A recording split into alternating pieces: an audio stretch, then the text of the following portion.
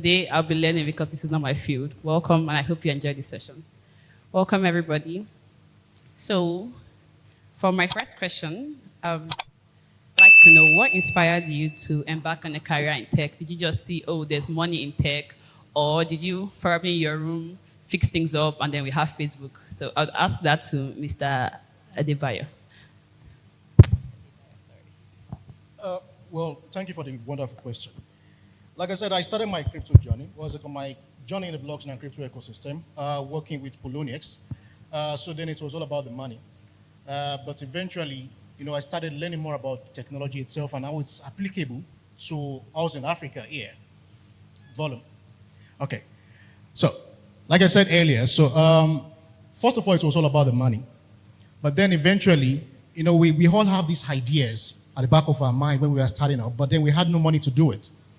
Then eventually, when we now have the money, now start thinking of what can I do with this money? Then I started learning about the technology itself and how it's applicable to diverse, sectors within the African ecosystem. Then it was all about the technology, on how we can solve problems using the technology itself. So from the money to actually creating real solutions, that's my source of inspiration.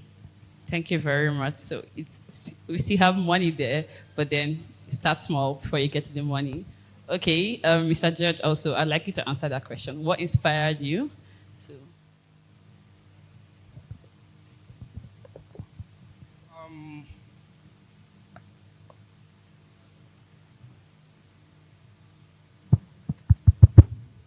Can you? Okay, yeah. So basically, what inspired me to actually hop into the whole tech stuff, I would say money, but it wasn't like majorly money, because if money is the only thing you are trying to come into tech to do, you might really go out like fast. You understand? So it was more of kind of like trying to solve problems and help people, because in the world there is several problems. You understand? There are several people facing several problems. So basically, I wanted to solve problems, but also money in a way was like one of the driving force, and also like providing for my family, and trying to make myself even be known like more to a wider audience as well. So what inspired me majorly will be solving problems and helping people. So yeah, that's it. Thank you. So from a follow-up from what you've just answered, can you share your experience transitioning from a novice to a professional? You have Asset Cardo, you have TechyJaunt, your coin store. Can you like briefly tell us how you transitioned? Okay, I don't really like saying, okay, professional. You understand? I still take myself as I'm learning. Yeah, like That's humility. I won't say professional. I'll just say, okay, I'm still trying to grow even more, because most of my like huge people are also on this stage with me, and they are doing very great. And me, I'm just like the small guy in their midst. You understand? But I would say that what really helped me was my growth mindset. That's like the first thing that helped me in kind of building.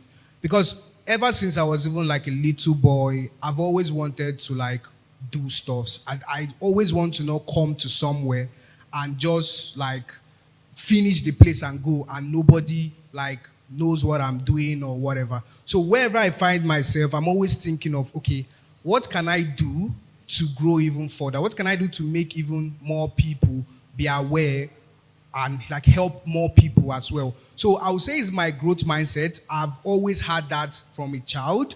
So moving forward, I always tell people you must have like a growth mindset to be able to like build in tech. And what I would say a growth mindset basically is not just thinking small. Because a whole lot of people mindsets are very limited. And once your mindset is limited, you can't do nothing. Like, for instance, this event now, we just started planning this event, like, let's say, in like weeks of 4 weeks space. So it was just like a conversation. I think I attended an event, and a lady attended with me too, and she was just like, see, let's do this thing in UNEC. Basically, let's bring like a tech event to UNEC. And I was like, okay, let's do it. And that was just it. So many people think, okay, how will someone grow? How will you be able to like even bring people to turn up or whatever. But I just left that for the aftermath. I said, I'm doing this stuff. So basically, have a growth mindset is definitely going to help you. Thank you. Thank you. A growth marketer with a growth mindset. Thank you very much. Okay, Mr. Aja, this is directed to you. What fundamental skill should we consider for someone starting their career in tech? Because I know you're now into learning and development. So Yeah, thank you very much. I think for people that want to start their careers in tech, I think the first skill you need to have is the desire to continue learning. Like what he said, no matter where you get in tech, you need to continue learning. So the first skill would have to be your desire to want to continue learning. And then as a straight adjacent to that, it also has to be passion. So it's a very valid thing to want to get into tech for money. In fact, if that's the only reason you want to get into tech, it's valid enough. So, but you also have to have passion for whatever it is that you're going to do, so it sustains the learning. Because as much as people don't want to say this, tech is hard, tech is stressful, tech is very abstract. So you have to look for things that have similar things with you, similar things that you learn, and then you can continue driving that by the passion. And then finally, braggadocio, you need to be proud enough about what you know and be able to show that so that you have other opportunities to grow in tech. thank you. So you should advertise yourself. You should also know your onions.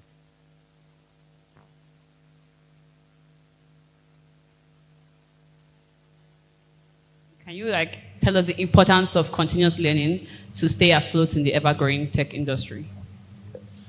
Okay, one thing about getting a knowledge about the particular field is that when you get this knowledge and over time you don't go back to it, you tend to start forgetting. Let us say, for instance, you're preparing for an exam and you don't get to study till close to the exam.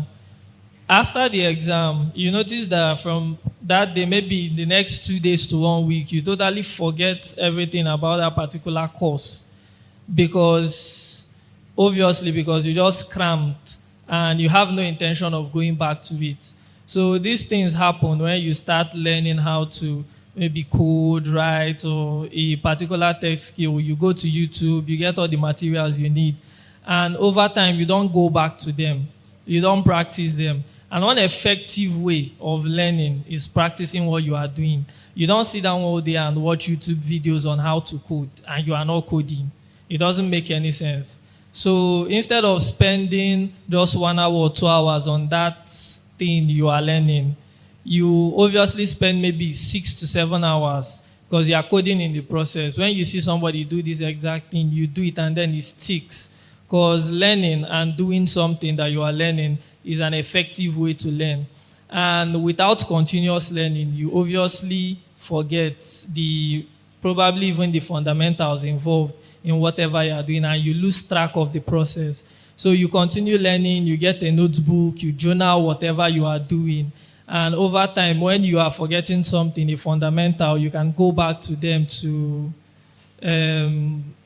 retrieve whatever thing you are looking for. So continuous learning in whatever thing you do is a must. If somebody is a professor today, that is because that person did not stop learning.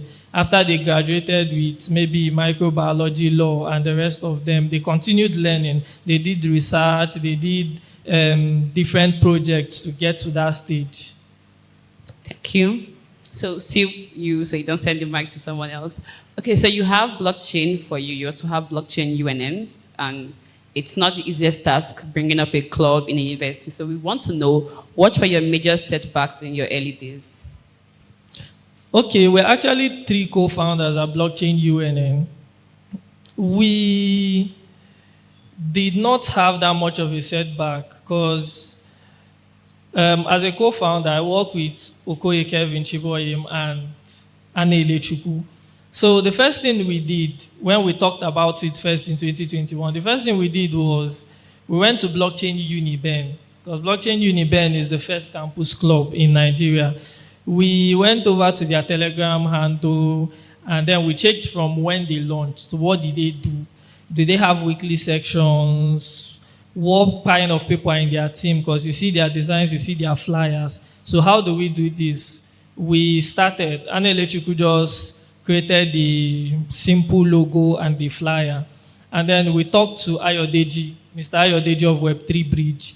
So we had our first section with him. We just opened the Telegram handle, Instagram, Facebook, Twitter, and then we kicked off. Then we had this interview where we brought volunteers, people that are interested in building the team with us, people that have graphic skill, developers, and then over time we started building this team into something bigger. And the main goal at first, why we started it at first, was because something similar to what Blockchain Union is doing, which is actually impacting students and staff in UNN and UNEC as a whole. So over time, the process became, I'm not going to say it was that easy, but then with the team, with the designers, with the writers, and everybody in the team, we were able to achieve and get to where we are today. Thank you very much. So we had someone in the audience say something earlier about platforms in UNN that could help a tech startup. So I hope you've heard about Blockchain UNN. You can contact them. Also, he said something about research. So they went to look at Blockchain Uniben and they saw how their predecessors had done this and it made it easier for them. So thank you very much, Mr. Adedaya. I also wanted to answer that because I've seen a lot of things you're doing in West Africa. So what were the major setbacks you had in the early days? Well, with Generator Africa, we launched the East Africa Blockchain Expedition. So then with Biot Labs, we expanded to some West African countries. And with ICP Hub, basically it's all about West Africa. So with each of these regions, there are distinctive requirements and of course setbacks as well. But bringing it back to West Africa, so basically recently we even launched a Deka Hack initiative which goes across 11 Nigerian universities. Lagos, Unilag, also called LASU in Lagos, Covenant University, TASUD, Unilorin, and so on, Kwara State University. So engaging students is sort of difficult, number one, because you need to work with the administration, number one, and secondly, also talking about the divided academic calendars. So if you are planning to have, let's say, a straight-up, let's say, 2-month event, some of them might be on strike. Some of them might be writing examinations. And of course, they all have just several complaints. Like, we are not able to focus attention on this because we are writing exams, regardless of how much incentives you put in place. So students it's quite important for us to work with them because we bring them from the grassroots, from the foundation. That is how we build a solid tech ecosystem. Yeah. But the challenges are always there. And, if you have an idea of how to solve this, believe me, I'm all ears. Thank you very much. Okay, so Mr. George, back to you. Please discuss the impact of attending conferences and meetings. Like, you've put this event together, and a lot of people saw reasons why they shouldn't attend. So I'm asking you to give the audience what to take back home to them, why they should have attended it. Okay, so I'll just tell a story, how I got my recent role. And I'm working as a business development executive at CoinStore. So it was an event that was happening in Abuja. And currently I was in Enugu.